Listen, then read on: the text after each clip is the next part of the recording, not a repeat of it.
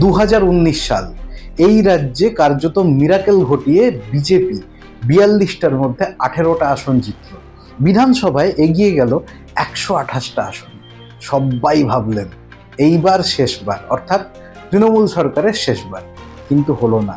2021 নির্বাচনে দেখা গেল 51টা সিট খুইয়ে বিজেপি দাঁড়িয়ে গেল 77 আসনে এবং ব্যাপক মেজরিটি নিয়ে আবার ফিরল তৃণমূল ক্ষমতায়। আর এখন 2024 নির্বাচন হয়ে গেছে, 2026 আসন্ন। আর প্রত্যেকবার নির্বাচন আসার মুখে বিভিন্ন নেতানেত্রীদের দল বদলের ঘটনা চোখে পড়ে, তেমনটাই এইবারেও নজরে পড়ছে। কিন্তু তা সত্ত্বেও বিজেপির 2026 নির্বাচনে ক্ষমতায় আসা সম্ভব। বিজেপি এই মুহূর্তে 77টা এমএলএ থেকে দাঁড়িয়ে আছে 65টা এমএলএ, অর্থাৎ 12 জন বিধায়ক ইতিমধ্যেই কোনো না কোনো কারণে বিজেপি চ্যুত হয়েছেন বা বিজেপি ওই এমএলএ সিটটা হারিয়েছে। আর যা খবর আছে তাতে আরও 8 জন নাম লেখাতে চলেছেন এই তালিকায়। কিন্তু কি করলে বিজেপি এই রাজ্যে ক্ষমতায় আসবে 2026-এ, তার জন্যে তাকাবো শেষের 3টি নির্বাচনে: 2019 লোকসভা নির্বাচন, 2021 বিধানসভা নির্বাচন এবং 2024 লোকসভা নির্বাচন। 2019 লোকসভা নির্বাচনে এই রাজ্যে 42টির মধ্যে 18টি আসনে জয়ী হয়েছিল বিজেপি। ভোট পেয়েছিল 2,30,28,517, অর্থাৎ 40.7%। বিধানসভা ভিত্তিক আসন অনুযায়ী 128টি আসনে এগিয়েছিল বিজেপি, যেখানে পশ্চিমবঙ্গে ক্ষমতায় আসতে হলে দরকার হয় 148টি আসন। সবাই ভেবেছিল 2021 সালের বিধানসভা নির্বাচনে বিজেপির জয় নিশ্চিত, মাত্র 20 আসনের তফাৎ ঘুচে যাবে সহজেই। কিন্তু বাস্তবে তা হয়নি। 2021 নির্বাচনে বিজেপির জয়রথ থমকে যায় মাত্র 77টি আসনে, অর্থাৎ লোকসভার ভিত্তিতে এগিয়ে থাকা 128টি আসনের থেকে 51টি আসন কম পায় বিজেপি। কিন্তু প্রাপ্ত ভোট কত ছিল? 2021 নির্বাচনে বিজেপি পেয়েছিল 2,29,05,474টি ভোট, অর্থাৎ 2019 লোকসভা নির্বাচনের থেকে বিজেপির প্রাপ্ত ভোট কমে গিয়েছিল 1,23,043টি। ভোট শতাংশ ছিল প্রায় 38%। 2021 সালের বিধানসভা ভিত্তিক লোকসভা আসনের ফলে বিজেপি এগিয়েছিল মাত্র 9টি আসনে, অর্থাৎ কমে গিয়েছিল 9টি আসন। এর 3 বছর পর 2024 লোকসভা নির্বাচনে বিজেপি জয়ী হয় 12টি আসনে। সবার সামনে যেটা তুলে ধরা হয় তা হলো বিজেপি গত লোকসভার তুলনায় 6টি আসন কম পেয়েছে, কিন্তু এটা চাপা পড়ে যায় যে বিজেপি 2021 নির্বাচনে 9টি এগিয়ে থাকা আসন থেকে 3টি আসন বাড়িয়ে নিয়েছে 2024 লোকসভা নির্বাচনে। এবার দেখা যাক 2024 সালের লোকসভা নির্বাচনে বিজেপি কত ভোট পেয়েছিল। বিজেপি 2024 সালের লোকসভা নির্বাচন অনুযায়ী ভোট পেয়েছিল 2,33,27,349, অর্থাৎ 2021 সালের বিধানসভা নির্বাচনের থেকে বিজেপি 4,21,875টি ভোট বেশি পায়। আসন বাড়িয়ে নেয় 77 থেকে 90টি, অর্থাৎ 13টি। 2019 তো বটেই, 2021 সালের বিধানসভা নির্বাচনের তুলনায় বাড়ে ভোট শতাংশ। 2024 লোকসভা নির্বাচন অনুযায়ী বিজেপি 40.7% ভোট পায়। অন্যদিকে শাসক দল 2021 বিধানসভা নির্বাচনে ভোট পেয়েছিল 2,89,68,281, সেটাই 2024 লোকসভা নির্বাচনে দাঁড়ায় 2,75,64,561, অর্থাৎ তৃণমূলের ভোট কমে যায় 14,03,420টি। সুতরাং তৃণমূলের ভোট যে মারাত্মকভাবে কমেছে তা নিয়ে সন্দেহের কোনো অবকাশ নেই। 2019 নির্বাচন, অর্থাৎ 2019-এর লোকসভা নির্বাচনে যেভাবে জয় পেয়েছিল বিজেপি, সেই জয় ধরে রাখা সম্ভব হয়নি 2021 সালের নির্বাচনে। তেমনটাই 2024 সালের নির্বাচনেও বিজেপির আসন সংখ্যা কমে 2019-এর লোকসভার তুলনায়। কিন্তু একটা জিনিস যদি খুব ভালোভাবে লক্ষ্য করেন, দেখা যাবে 2019 সালের লোকসভা নির্বাচনে বিজেপির যে 18টা আসন ছিল সেটা কমে গিয়েছিল 2021 সালের বিধানসভা নির্বাচনের পরিপ্রেক্ষিতে, নেমে এসেছিল 9টা আসনে। সেই 9 থেকে কিন্তু আবার 2024-এ রিকভারি করে বিজেপি এবং এগিয়ে যায় বা জয়ী হয় 12টি আসনে, অর্থাৎ 3টি আসনে গেন। 294টা আসন ধরে ধরে বলা সম্ভব না বা উচিতও না। যেমন ভাতের হাঁড়ির সব ভাত হয়েছে কিনা দেখার জন্য কয়েকটা ভাত টিপে দেখাই যথেষ্ট, তেমনই দুটো লোকসভা আসনকে স্পেসিমেন হিসাবে তুলে ধরছি। প্রথম আসন কোচবিহার, কোচবিহার আসন বিজেপির হাতে ছিল, এইবারের লোকসভা নির্বাচনে জয়ী হয়েছে তৃণমূল। অন্য আসনটি রায়গঞ্জ। দেখা যাক এই দুটো আসনে ঠিক কি কি সমীকরণে বিজেপি এবং তৃণমূল জয়ী হয়েছে। কোচবিহার আসনটিতে জয়ী হয়েছে তৃণমূল। তৃণমূলের জগদীশচন্দ্র বর্মা বসুনিয়া বিজেপির নিশীথ প্রামাণিককে পরাজিত করেছেন ৩৯,২৫০ ভোটে। কোচবিহার লোকসভা আসনের মধ্যে রয়েছে 7টি বিধানসভা আসন: মাথাভাঙা, কোচবিহার উত্তর, কোচবিহার দক্ষিণ, শীতলকুচি, সিতাই, দিনহাটা এবং নাটাবাড়ি। এই 7 বিধানসভা আসনের মধ্যে বিজেপি লিড পেয়েছে 3টি আসনে এবং তৃণমূল লিড পেয়েছে 4টি আসনে। বিজেপি লিড পেয়েছে মাথাভাঙা, কোচবিহার উত্তর এবং নাটাবাড়ি আসনে, আর তৃণমূল লিড পেয়েছে কোচবিহার দক্ষিণ, শীতলকুচি, সিতাই ও দিনহাটা আসনে। এবার খুব মন দিয়ে বিজেপি এবং তৃণমূলের লিড বিন্যাস দেখতে হবে। মাথাভাঙা আসনে বিজেপির নিশীথ প্রামাণিক লিড পান 10,638 ভোট। এই বিধানসভা আসনে সংখ্যালঘু ভোটের হার 15.2%। কোচবিহার উত্তর আসনে বিজেপির নিশীথ প্রামাণিক লিড পান 17,989 ভোট। এই বিধানসভা আসনে সংখ্যালঘু ভোটের হার 17.7%। নাটাবাড়ি আসনে বিজেপির নিশীথ প্রামাণিক লিড পান 1146 ভোট। এই বিধানসভা আসনে সংখ্যালঘু ভোটের হার 24.8%। কোচবিহার দক্ষিণ আসনে তৃণমূলের জগদীশচন্দ্র বর্মা বসুনিয়া লিড পান 7,709 ভোট। এই বিধানসভা আসনে সংখ্যালঘু ভোটের হার 29.1%। শীতলকুচি আসনে তৃণমূলের জগদীশচন্দ্র বর্মা বসুনিয়া লিড পান 16,276 ভোট। এই বিধানসভা আসনে সংখ্যালঘু ভোটের হার 26.1%। সিতাই আসনে তৃণমূলের জগদীশচন্দ্র বর্মা বসুনিয়া লিড পান 28,377 ভোট। এই বিধানসভা আসনে সংখ্যালঘু ভোটের হার 38.1%। দিনহাটা আসনে তৃণমূলের প্রার্থী জগদীশচন্দ্র বর্মা বসুনিয়া লিড পান 18,014 ভোট। এই বিধানসভা আসনে সংখ্যালঘু ভোটের হার 31.6%। রায়গঞ্জ আসনটিতে জয়ী হয় বিজেপি। রায়গঞ্জ লোকসভার অন্তর্গত ইসলামপুর আসনে তৃণমূল প্রার্থী কৃষ্ণ কল্যাণী লিড পান 24,007 ভোট। এই লিড আরও বাড়ত যদি না কংগ্রেস প্রার্থী আলী ইমরান রামোজ ওরফে ভিক্টর 15,536 ভোট কেটে নিতেন। এই বিধানসভা আসনে সংখ্যালঘু ভোটের হার 56.3%। গোয়ালপোখর আসনে তৃণমূল প্রার্থী কৃষ্ণ কল্যাণী লিড পান 666 ভোটে, যদিও এই আসনটিতে কংগ্রেসের সঙ্গে প্রায় সমসংখ্যক ভোট পান তৃণমূল প্রার্থী। কংগ্রেস এই আসনে পেয়েছিল 66,888 ভোট, সেখানে তৃণমূল প্রার্থী ভোট পান 67,554। এই বিধানসভা আসনে সংখ্যালঘু ভোটের হার 71.2%। বিজেপি প্রার্থী কার্তিক চন্দ্র পাল এই আসনে পান 31,884 ভোট। চাকুলিয়া আসনে কংগ্রেস প্রার্থী আলী ইমরান রামোজ লিড পান 1178 ভোট। এই আসনেও প্রায় সমসংখ্যক ভোট পান কংগ্রেস এবং তৃণমূলের প্রার্থী। তৃণমূল প্রার্থী পান 58,653 ভোট এবং কংগ্রেস প্রার্থী পান 59,825 ভোট। এই বিধানসভা আসনে সংখ্যালঘু ভোটের হার 61%। বিজেপি এই আসনে ভোট পায় 51,774। করণদিঘি আসনে কংগ্রেস এবং তৃণমূলের ভোট ভাগাভাগির ফায়দা পায় বিজেপি।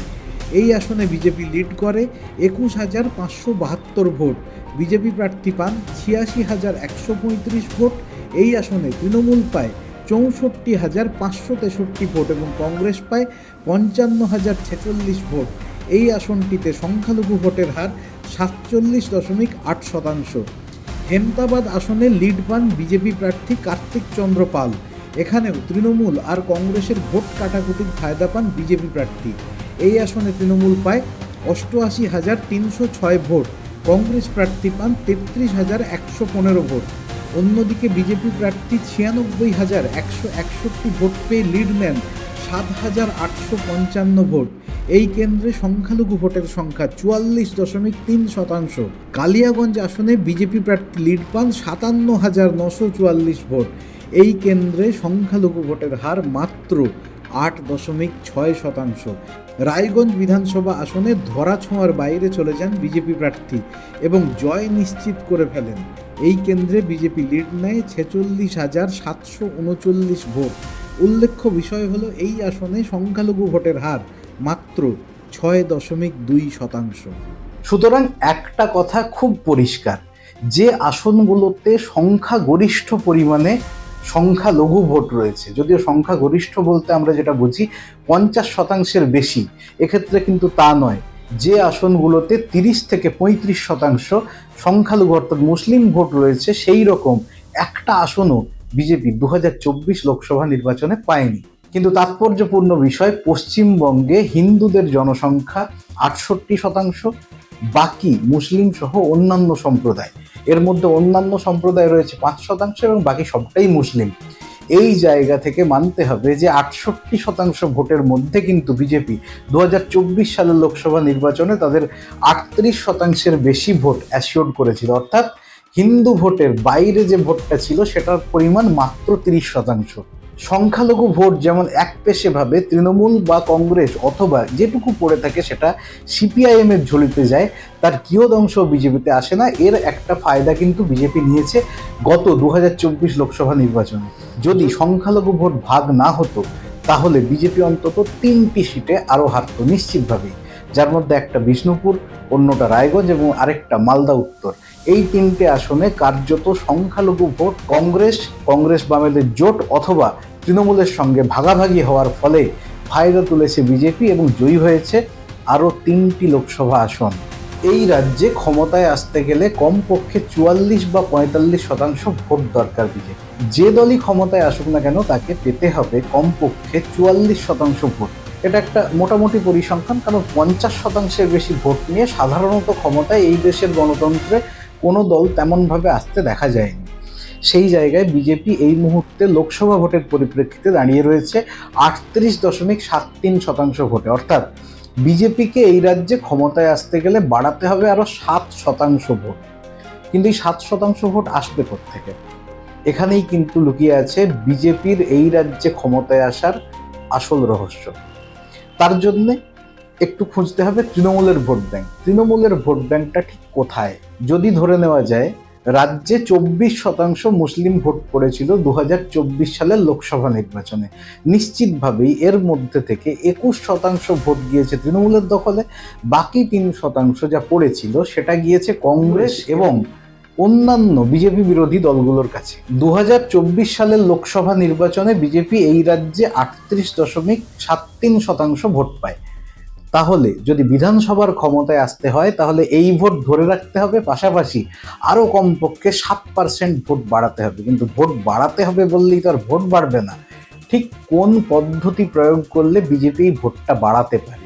অবাক লাগছে যে একটা ভিডিওর মাধ্যমে সেটা বলে দেওয়া যায় না। একটা ভিডিওর মাধ্যমে পুরোপুরি ভোট প্রক্রিয়াকে সঞ্চালিত করা যায় না, কিন্তু কয়েকটা গুরুত্বপূর্ণ ইনফরমেশন, যে 5টা তথ্যের কথা বললাম, এই 5টা তথ্যের দিকে যদি মনোনিবেশ করতে পারে বিজেপি তাহলে নিশ্চিতভাবেই জয় আসন্ন। 1 নম্বর, আরএসএস। 2024 সালের লোকসভা নির্বাচনে শুধু পশ্চিমবঙ্গ নয়, গোটা দেশে ভরাডুবি ঘটেছে বিজেপি। ক্ষমতায় এসেছে এনডিএ, অর্থাৎ বিজেপি কিন্তু গতবারের মতো একক শক্তিতে এই মুহূর্তে কেন্দ্রের ক্ষমতায় নেই। আর এর অন্যতম কারণ হলো আরএসএস, রাষ্ট্রীয় স্বয়ংসেবক সংঘ। আরএসএস এর যে নীতি রয়েছে সেই নীতি হলো একেবারে কট্টর হিন্দুত্ববাদী নীতি। সেক্ষেত্রে অনেকটা জায়গায় সফট হিন্দুত্ব দেখিয়েছিল নরেন্দ্র মোদী সহ তার যে গভর্নমেন্টের একাধিক মন্ত্রিসভার সদস্য এবং বাকি নেতারা। সেই জায়গা থেকে আরএসএস অনেকটা মুখ ঘুরিয়ে নেয় 2024 সালের লোকসভা নির্বাচনে। তার এফেক্ট সরাসরি পড়ে বিজেপির ভোট ব্যাংকে। আপনাদের মনে থাকবে এই রাজ্যেও বিজেপি যখন প্রায় ছিল না এরকম অবস্থায় ছিল, তখনও কিন্তু বিজেপি ভোট পেত। এর মধ্যে প্রায় 90% ভোট ছিল আরএসএসের সংগঠনের। আর আরএসএস এই রাজ্যে ইতিমধ্যেই অ্যাক্টিভ হয়েছে এবং যেটা শোনা যাচ্ছে যে অমিত শাহ সরাসরি পশ্চিমবঙ্গের ভোট পরিচালনা করবেন। এর মধ্যে অন্য একটা রাজনীতি আছে, সেটা হচ্ছে প্রধানমন্ত্রীর দৌড়ের রাজনীতি। সে ভিডিও অন্য কোনো দিন করা যাবে। আজকের প্রসঙ্গ, বিধানসভায় কি বিজেপি ক্ষমতায় আসবে? তাহলে এই 5টা জিনিস ব্যবহার করতে হবে বিজেপিকে। 1 নম্বর, আরএসএস অ্যাক্টিভলি এইবারের নির্বাচনে ভোট করাবে দাঁড়িয়ে থেকে। তো সুতরাং বিজেপির যে ভোট এইবারের ভোট বাক্সে পড়েছে, অর্থাৎ 2024-এর নির্বাচনে পড়েছে, সেই জায়গা থেকে কমপক্ষে 2.5 থেকে 3% ভোট গেন হবে বিজেপির, বলাই বাহুল্য এটা হবেই হবে। সুতরাং হিসেবটা দাঁড়ালো 38 + 3 41, কিন্তু এখনো প্রায় 3% ভোট লাগবে। এই 3% ভোট আসবে কোত্থেকে? এর একটা সলিউশন হচ্ছে সিপিআইএম। কিন্তু সিপিআইএম সলিউশন কেন? যারা সিপিআইএম সমর্থক, এই মুহূর্তেও যারা সিপিআইএম এর সমর্থন করেন এবং সিপিআইএম দলে রয়েছেন, তাদের অনেকের মনে হবে এই ভিডিও উদ্দেশ্য প্রণোদিত, কিন্তু ব্যাপারটা নয়। যদি একটু খতিয়ে দেখা যায়, 2019 সালের লোকসভা নির্বাচনে যখন বিজেপির উদয় হলো, অর্থাৎ পদ্ম ফুটলো রাজ্যে, তখন অস্তমিত হলো পুরোপুরিভাবে সিপিআইএম। পুরো ভোটটা শিফট করলো বিজেপিতে, অন্তত 80 থেকে 85% ভোট। এই মুহূর্তে দাঁড়িয়ে যদি দেখা যায় 2019, 2021, 2024 প্রত্যেকটা জায়গায় সিপিআইএম এর ভোট কমেছে লক্ষণীয়ভাবে। এবং বিজেপির যতই নেতৃত্ব দুর্বল হোক, রাজ্যে কোনো মুখ থাকুক না থাকুক, একটা ভোটার কনসিস্টেন্সি কিন্তু বিজেপির মধ্যে রয়েছে। 2019, 21 এবং 24 এই 3টে নির্বাচনের দিকে যদি তাকান, তাহলে দেখবেন বিজেপির ভোটটা কিন্তু 2,30,00,000-এর আশপাশে একটা ফিক্সড ভোট হয়ে দাঁড়িয়ে গিয়েছে। এই ভোটের মধ্যে যদি আরো নিখুঁতভাবে বিশ্লেষণ করা যায়, দেখা যাবে 12% বিজেপির এক্স্যাক্ট ভোট তৈরি হয়েছে, এবং বাকি যে ভোটটা দাঁড়িয়ে আছে সেই ভোটটা বাম থেকে গেছে বিজেপিতে, এবং তাদের একটাই উদ্দেশ্য এই রাজ্যে তৃণমূলকে পদচ্যুত করা, তৃণমূল গভর্নেন্স থেকে সরে আসা, এবং তার বদলে যদি সিপিআইএম বা বামেরা ক্ষমতায় না আসতে পারে, দেন একটা অল্টারনেটিভ ক্রিয়েট করা, যাদের মধ্যে খানিকটা হলেও এই রাজ্য চালানোর ক্ষমতা আছে এবং তাদের মধ্যে একটা গভর্নেন্স ব্যাপার আছে, অর্থাৎ সরকার সরকারের মতো চলবে, একজন মন্ত্রী তার ডিপার্টমেন্টের কাজ করবে। এই ধরনের একটা প্রচেষ্টা করছেন অসংগঠিতভাবে, সংগঠিত হয়ে বামের কর্মী সমর্থকরা। আর সেই বাম কর্মী সমর্থকদের থেকে কমপক্ষে আরও 1% ভোট যোগ হবে বিজেপিতে, মিলিয়ে নিতে পারেন 2026 বিধানসভা নির্বাচনের পরে। কংগ্রেসের সঙ্গে জোট বেঁধে এইবারে 2024 নির্বাচনে যে ভোটটা পেয়েছিল, কমপক্ষে 1 থেকে 1.5% ভোট কমবে, এবং খুব স্বাভাবিকভাবেই সেই ভোটটা কিন্তু আর তৃণমূলের দিকে যাবে না। কারণ এই মুহূর্তেও দাঁড়িয়ে যারা বামকে ভোট দিচ্ছেন, তারা কেউই কোনো দিক থেকে তৃণমূলকে সমর্থন করেন না, একদম ফিক্সড ভোট। এরা ভোটটা দেবেন বিজেপিকে। এর মধ্যে যে সুইং হবে 1 থেকে 1.5% ভোটটা কমবে বামেদের, সেটা সরাসরি যাবে পদ্মের বাক্সে। অর্থাৎ বিজেপির যে মেজরিটি পাওয়ার গ্যাপিং, সেই ভোটিং পার্সেন্টেজটা কমে দাঁড়ালো 41 + 1, 42%। মোটামুটি একটা বিজেপি দাঁড়িয়ে গেছে 120টা সিট পাওয়ার মতো জায়গায়। কিন্তু 120 সিট পাওয়া আর 148টা আসন পাওয়ার মধ্যে অনেকটা তফাৎ, ব্যবধান 28টা আসনে। কিভাবে ঘুচবে? সব থেকে গুরুত্বপূর্ণ পয়েন্টে আসতে গেলে তৃণমূলের দিকে তাকাতে হবে। 2021 সালে তৃণমূলের ভোট বৈতরণী পার করেছিল রাজ্য সরকারের একটা প্রকল্প, লক্ষ্মীর ভাণ্ডার। এবার লক্ষ্মীর ভাণ্ডারের প্রসঙ্গ কেন এখানে আসছে? এর জন্য ফিরতে হবে 2024-এর নির্বাচনে। 2024 নির্বাচনে তৃণমূল 45%-এর বেশি ভোট পায়, এবং খুব স্বাভাবিকভাবেই সেখানে সংখ্যালঘু ভোটের সংখ্যা ছিল অন্তত 24%। বাকি 21% ছিল অমুসলিম ভোট, যার মধ্যে আমি যদি পুরোটাই ধরে নিই হিন্দুদের ভোট, তাহলেও তার মধ্যে দুটো ক্যাটাগরি ছিল। এই ক্যাটাগরির মধ্যে আমাদের যেটা মনে হয়েছে, বা আমার ব্যক্তিগত পর্যবেক্ষণ যেটা মনে হয়েছে, 12% ছিল মহিলাদের ভোট এবং 9% ছিল পুরুষদের ভোট। আর এই 12% ভোটই ফিরে আসছে লক্ষ্মীর ভাণ্ডার হয়ে। 2021 সালের নির্বাচনে এই যে একটা মহিলা বাহিনী, এই যে 12% ভোট, এই ভোটটা গিয়েছিল সরাসরি তৃণমূলের বাক্সে। একেবারে উজাড় করা প্রকল্প, 500,000 টাকার প্রকল্প, পরবর্তীকালে সেটা 1,1200 প্রকল্প। এই যে একটা massive master stroke Mamata Bandyopadhyay দিয়েছিলেন, তাতে কার্যত নড়ে গিয়েছিল বিজেপির ভোটভিত্তি বুনিয়াদ যাবতীয় প্রতিরোধ। আর এবারের নির্বাচনে সেটাই হতে পারে বুমেরাং। আর এর পিছনে আছে লোভ। কেন লোভ? একটা উদাহরণ, দিল্লি বিধানসভা নির্বাচন গিয়েছে কদিন আগে। আম আদমি পার্টি অবৈতনিক শিক্ষা, উচ্চমানের শিক্ষা, ফ্রি ইলেকট্রিসিটি, এই সমস্ত ইস্যু কোনোটাই কাজ করেনি। কাজ করেছে কি? ওখানেও কিন্তু লক্ষ্মীর ভাণ্ডারের মতো একটা প্রকল্প দেওয়ার অ্যানাউন্স সবাই করেছিল।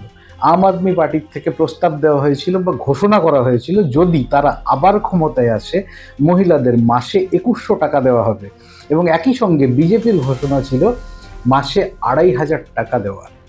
এখানে লোভ জয়ী হয়েছে, অর্থাৎ 2100 টাকার প্রলোভনের জায়গায় জয়ী হয়েছে 2500 টাকার প্রলোভন। সুতরাং টাকার এক্সপেকটেশনটা এমন একটা জিনিস, একবার কোনো প্রকল্পে টাকা পাওয়া শুরু হলে, যদি সেই টাকা কোনো কারণে যে প্রকল্প স্টার্ট করেছে, সে গভর্নমেন্ট হোক বা সে দল হোক, যদি সেটা বন্ধ হয়ে যায় তাহলে ভোটারদের এক্সপেকটেশন, ভোটারদের যে পাওয়ার চাহিদা সেটা আরো তীব্রভাবে বাড়ে এবং ভোট বাক্সে তার জবাব দিয়ে পড়ে। তো সেক্ষেত্রে দিল্লি একটা এক্সাম্পল এই মুহূর্তে বিজেপির হাতে।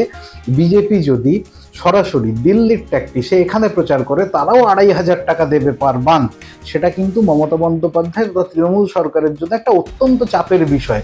অনেকেরই মনে হবে ওটা একটা ব্লাফ প্রতিশ্রুতি, ওটা কিছুই হয়নি, কিন্তু কার্যক্ষেত্রে বিজেপি সেটা করে দেখালো। 2025 সালের 8ই মার্চ অর্থাৎ নারী দিবসের দিনে নবনির্বাচিত দিল্লির মুখ্যমন্ত্রী রেখা গুপ্ত ঘোষণা করলেন নারীদের জন্য প্রকল্প এবং জানিয়ে দিলেন যেমনটা ভোট প্রতিশ্রুতি ছিল তেমনভাবেই 2,500 টাকা প্রতি মাসে দেওয়া হবে মহিলাদের। এইবার এক্সপেকটেশন, মোবাইল ইন্টারনেটের যুগ এখন সবার কাছে ছড়িয়ে পড়ে, তাই এক্সপেকটেশন ছড়াতেও বা বাড়তেও সময় লাগে না। যদি রাজ্যের অর্থনৈতিক কোষাগারের দিকে তাকানো যায় তাহলে কিন্তু একটা কথা খুব নিশ্চিত যে খুব চেষ্টা করে হলেও 500 টাকার বেশি লক্ষ্মীর ভাণ্ডার প্রকল্পে এই মুহূর্তে রাজ্য সরকারের বাড়ানো মানে সেটা একেবারে অবর্ণনীয় অবস্থায় পৌঁছে যাওয়া, বিরাট চাপ। তো সুতরাং যদি ধরেও নেওয়া যায় যে 500 টাকা বাড়লো তাহলে 1000টা হলো 1,500 আর 1200টা হলো 1700। অন্যদিকে বিজেপি দিল্লিকে এক্সাম্পল হিসেবে সামনে রেখে রেখা গুপ্তকে এনে এখানে যদি প্রচার করায়, এই আমাদের এক্সাম্পল, দেখে নিন আমরা ঘোষণা করেছিলাম আমরা করব এবং সেটা আমরা করে দেখালাম, তেমনটা পশ্চিমবঙ্গেও হবে। আর তার সঙ্গে কি ডিএ এবং যে সরকারি কর্মচারী তাদের ক্ষোভ, যদি লোকসভার ট্র্যাডিশন ফলো করেন দেখবেন ম্যাক্সিমাম সিটে বিজেপি প্রার্থী এগিয়ে রয়েছেন পোস্টাল ব্যালটের জায়গায়। তো সুতরাং এই যে মহিলা ভোট ব্যাংক মমতা বন্দ্যোপাধ্যায়ের কার্যত ব্যক্তিগত আন্দোলন, ব্যক্তিগত ইচ্ছে, ব্যক্তিগত চেষ্টা, প্রলোভন যাই বলুন না কেন, এই যে একটা ম্যাসিভ 12% মহিলা ভোট ব্যাংক রয়েছে তৃণমূলের হাতে এই মুহূর্তে, টাকার লোভ কি 3%কে এদিক ওদিক করতে পারে না? একদিকে 9% যারা অত্যন্ত লয়্যালটির সাথে মমতা বন্দ্যোপাধ্যায়ের সঙ্গে থাকলেন যে না দিদি দিচ্ছেন, দিদি বাড়িয়েছেন, আরও বাড়াবেন, কিন্তু আরেকটা অংশ, কেউ কি ভেবেছিলেন লক্ষ্মীর ভাণ্ডার পাবেন? ভাবেননি। মমতা বন্দ্যোপাধ্যায় প্রতিশ্রুতি দিয়েছিলেন এবং অবশ্যই সেই কাজটা তিনি পরে করে দিয়েছিলেন, তাই আস্থা বেড়েছে। বিজেপিও দিল্লিতে প্রতিশ্রুতি দিল এবং সেই কাজটা করলো, তাই বাংলাতে যে করবে না এমন তো কোনো গ্যারান্টি নেই। তাই প্রলোভনের ফাঁদে 3% মহিলা যদি নিজেদের জায়গা থেকে নড়ে যান আর সেই ভোটটা বিজেপিতে গিয়ে পড়ে তাহলে বিজেপি পৌঁছে যাচ্ছে 44%-এর বেশি ভোটে। আর শেষ একেবারে চূড়ান্ত জায়গায় যদি বিজেপির মধ্যে সৎ সাহস থাকে বা যে কোনো রাজনৈতিক দলের মধ্যে একটা কাজ যদি করা যায়, এটা আমার ব্যক্তিগত মতামত, তাহলে অন্তত এই কথাটাকে এগ্রি প্রত্যেকটা রাজনৈতিক দল করবে। এটা সম্পূর্ণভাবে আমার ব্যক্তিগত মতামত, এটা কারোর জন্য অ্যাডভাইস নয়। আমাদের রাজ্য, আমাদের রাষ্ট্র, তার যে ভোটিং সিস্টেম, ভোটারদের যে ভোট তাকে সুরক্ষিত করার অন্যতম ব্যবস্থা।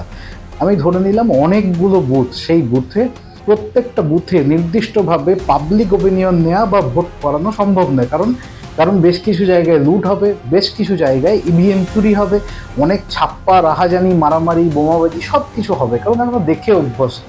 যদি না হয় বোধহয় আম আদমির মতো আমরাও বা আমি ব্যক্তিগতভাবে ব্যাপক খুশি হব। তাই এই জায়গাটাকে সামাল দেওয়ার জন্য কাউন্টিং হলে কিন্তু দুর্নীতি হয়। কম বেশি রাজ্যে যারা সাংবাদিক আছেন, যারা বিভিন্ন দলের পলিটিক্যাল লিডারশিপ আছেন, তারা প্রত্যেকে জানেন কাউন্টিং হলে কিন্তু চুরি হয়। বিজেপি বা সমস্ত দল, যে দল পারুক, যদি একটা অ্যাপ্লিকেশন করে নির্বাচন কমিশনের কাছে বা কোনো কেস ফাইল করে, কোনো মামলা করে, যে জনস্বার্থ মামলা, কি মামলা বা একটা চাহিদা, কি চাহিদা, সব জায়গায় আমাদের লোকসভা, রাজ্যসভা সব কিছুর অধিবেশন পাবলিকলি অ্যানাউন্সড এবং পাবলিক ফোরামে লাইভ হয়। যদি নির্বাচন কমিশনের পক্ষ থেকে এমন একটা উদ্যোগ নেওয়া যায় বা উদ্যোগটা নেওয়ানো সম্ভব হয় যে প্রত্যেক কাউন্টিং হলে কি ঘটছে সেটা লাইভ সম্প্রচার হবে, এবং সেটা যদি টিভি চ্যানেল বা কোনো ওয়েবসাইটে সম্ভব না হয় তাহলে অন্তত কাউন্টিং হলের বাইরে জায়ান্ট স্ক্রিন লাগিয়ে পুরোপুরি ভোট গণনার যে প্রক্রিয়া, একদম ব্যালট বাক্স খোলা থেকে ক্লোজিং পর্যন্ত, সাইন করা পর্যন্ত, রিটার্নিং অফিসার যতক্ষণ না সাইন করবেন ততক্ষণ তো অ্যাপ্রুভ নয়, তিনি সাইন করা পর্যন্ত কি হলো আর কি না হলো সেটা পুরোপুরি সরাসরি জনসাধারণের সামনে রাখা, তাহলে বোধহয় 2021 সালের নির্বাচনে শুভেন্দু অধিকারীর বিরুদ্ধে যে লোডশেডিং তত্ত্বের অভিযোগ উঠেছিল, সেই অভিযোগের কোনো জায়গা থাকবে না 2026 নির্বাচনে। একটু ভেবে দেখবেন, এটা হলো কপিংয়ের শেষ পেরেক। অর্থাৎ সবটা মিলে যদি 5টা পয়েন্টে নজর রাখা যায়, তাহলে বিজেপি যদি সৎ সাহস নিয়ে লড়ে, কোথাও আমার একটা মনে হয় যে এই রাজ্যে ক্ষমতায় আসা সম্ভব বিজেপির। তবে যারা তৃণমূল সমর্থক তারা কিন্তু রাগ করবেন না, কারণ তৃণমূলের জন্যও অনেকগুলো পয়েন্ট রয়েছে 250 পার করার। সেটা নিয়ে আসবো পরের ভিডিওতে, কিভাবে সম্ভব, কি করা যায় তা নিয়ে। ততক্ষণের জন্য দেখুন এই চ্যানেল, আর অবশ্যই সাবস্ক্রাইব করুন। নমস্কার।